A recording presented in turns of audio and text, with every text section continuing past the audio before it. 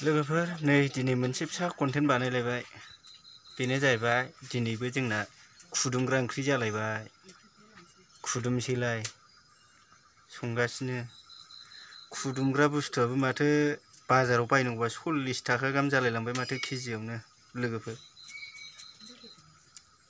40 थाखा केजि साम'आबो दाना। अमा बेदराथ' 500 जाखाबाय। आलासिफोर फैबा माखौबा जाबावदो दाना। आं दाख्लै मोनसे भिडिअ आपडेट होदोंमोन ना अमा बेदरा फेब्रुवारिनिफ्राय बारायसिगोन होननानै लोगोफोर। बारायबाय 500 जाबाय सापागुरियाव अमा बेदरा दाना।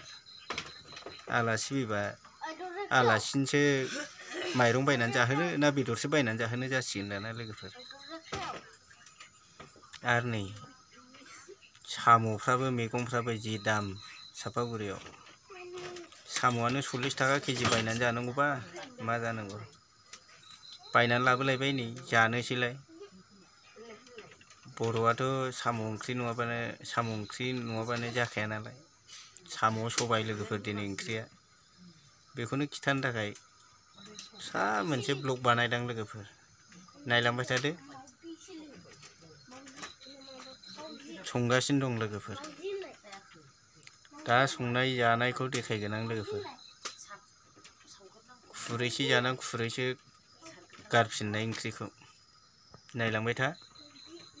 नै लोगोफोर हाखु दाखु साम'। फुंनिफ्राय सानसे बैग्रि फानना ओंखाम उखैहाबनाय नालाय जाबाय नै। मोनजानाया मा बेसेबां मोनजादों थोरसिसे जाबाय गारहरनांगौआसो। बेलाय नै थोरसिसे। मोदोमाथ' बेसेबां गैबावा खोमा। माजों संदों मिन्थिगौ लोगोफोर? सियालखौ खिदेर जानो गिनानै रज'ग्राजों। सियालखौ खिदेर जानो गिनानै रज'ग्राया हाखु दाखु रज'ग्राया बेजोंसो नै। मोनजानाया मा बेसेबां मोनजादों गारहरनांगौआसो थोरसिसे जालायबाय दाना। खुदुमथाब बायनानैनो गुस्थिफ्रासो साजोब्बाय।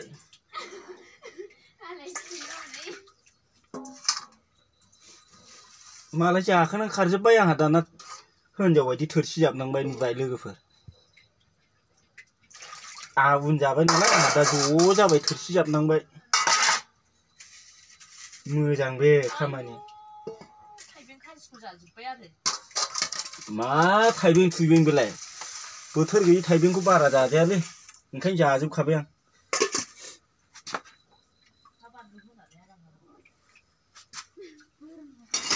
दंबावोसो नै लोगोफोर गाबोनथ' मोनजाला। शिबरात्रि फुजा मा खालामबावनांगौ गाबोन। जारलासो मा खालामनानै जाबावनांगौ गाबोनथ' मोनजानाय नंला।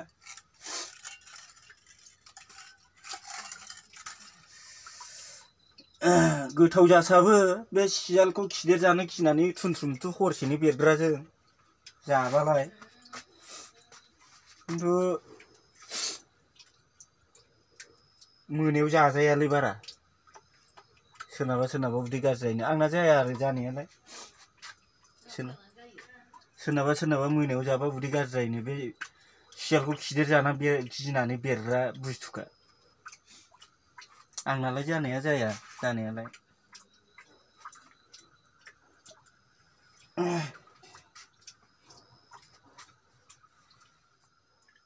दोनथ'बाय लोगोफोर बेखिनियावनो। दिनैनि जानाय लोंनायनि ब्लग होनायजों लोगोसे मोनसे फिसा कन्टेन्ट लानानै फैदों आं लोगोफोर। नायलांदो भिडिअखौ जोबजासे। बेजोंनो लोगोसे होफानो नागिरदों। मानि थाखाय होनोबा आङो इउटुब भिडिअ हगारिया गोबाव जानाया बेक केमेरा जाला लोगोफोर। बेकनि केमेराया मोजां जाला नालाय मोखांजोंल' खेबनांगौ नालाय। बेखायनो आङो पजिसन थिक खालामनो हायैनि थाखायनो आङो हगारला। ओरैनो मोखांजों हगारनाया दासान्दि आङो ओरैनो मोसाज्रांलाबायनानैसो रिल्स बायदि सर्टसो हगारो लोगोफोर। आरो बेराफारसे टाइमाबो मिलाया। सामफ्रामबो खमला फाननांगौ माबा बैग्रि फाननांगौ बेबायदि जाबाय थायो आरो बुरैयाबो रागा जोङोना।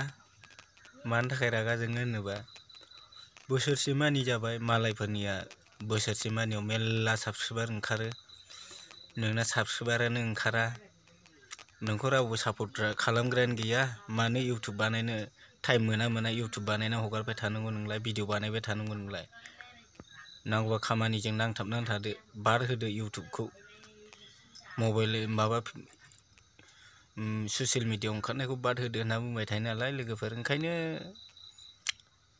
बानायला आं भिडिअखौ लोगोफोर बाबाय बेक मबाइलाबो मोजां नंला बेक केमेरा जाला आरो बेराफारसे ओरैहाय बुरैयाबो बुंबाय थायो एसे गोबाव जानानैबो नोंना साबस्क्राइबारानो दाबो 50 जनानो जायाबा मा लाब दा बानायसै होनना बुंबाय थायो नालाय ओंखायनो टाइमबो मोना नालाय ओंखायनो बानाया आरोखि आं लोगो मा होननानै बानायबावनो नार्भास जाबाय बोसोरसे मास मोननै जाबाय साबस्क्राइबाराबो 50 जननिफ्रायनो बारायाबा आरो बेराफारसे नोंहा मबाइलाबो कन्डिशन मोजां नङाबा मबाइल कन्डिशन नङाबानो रावबो नायखाया केमेरा मोजां नङाबानो आरो बेराफारसे आङो कन्टेन्टबो मोजां लाबोनो रोङा ब्लगबो मोजां लाबोनो रोङा नालाय बेखायनो आंखौ पाब्लिकफ्राबो सापर्ट खालामा बिनि थाखायनो आङो भिडिअखौ बानायनो बाबाय ओरैनो मालाबा टाइम मोनबाल'